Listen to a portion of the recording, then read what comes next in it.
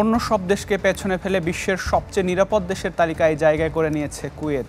মার্কিন পোলিং সংস্থা গ্যালাপের global safety রিপোর্টে উঠে এসেছে এই তথ্য, যেখানে কুয়েতের ৯৯% উত্তরদাতা জানিয়েছেন তারা নিজের শহর বা আবাসিক এলাকায় রাতে একা হাঁটতে নিরাপদ বোধ করেন।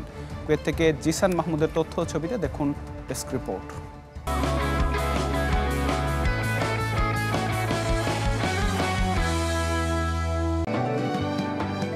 উন্নত আর নিরাপদ জীবনের আশায় প্রবাসে পাড়ি জমান অনেকে। নিরাপত্তার খোঁজে এক দেশ থেকে পরিবার পরিজন নিয়ে স্থানান্তর হন কেউ কেউ। তবে বর্তমান বিশ্বে কোন দেশ বেশি নিরাপদ, সেই প্রশ্ন আছে অনেকের মাঝেই। এবার গ্লোবাল সেফটি রিপোর্ট নামে সেই সমীক্ষা প্রকাশ করেছে মার্কিন পোলিং সংস্থা গ্যালাপ।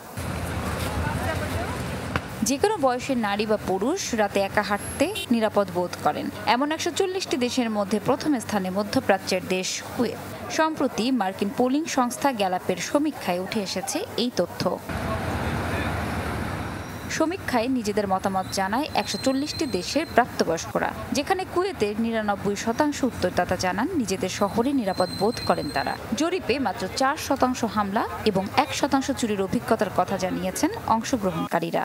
কুয়েতের ডিসিপ্লিন যে দেখতে পাচ্ছি অনেক সুন্দর, সব জায়গায় মন ইচ্ছা মতো ঘোরা যায়, ঘোরাফেরা সব কিছু করা যায়, কোনো সমস্যা হয় না।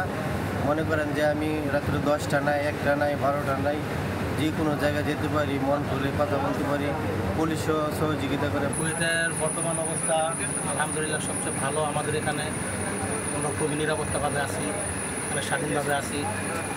রাত্রে 2টা বাজে হোক, যা 12টা বাজে হোক, আমরা বাসায় হোক, কাজে হোক, যখন যেখানে আমরা স্থাপন করি।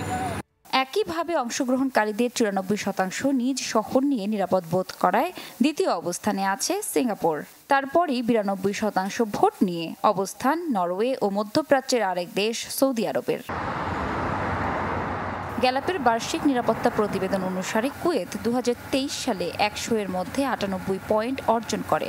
২০১৯ সাল থেকে বিশ্বের সবচেয়ে নিরাপদ দেশগুলোর একটি হিসেবে অবস্থান ধরে রেখেছে দেশটি। সমীক্ষাটি প্রাকৃতিক দুর্যোগের ঘটনা, সামাজিক সহিংসতা, সশস্ত্র সংঘাতে জড়িত এবং স্বাস্থ্যসহ ৩৫টি মানদণ্ডের উপর ভিত্তি করে করা হয়েছে। Desk report, channel 24।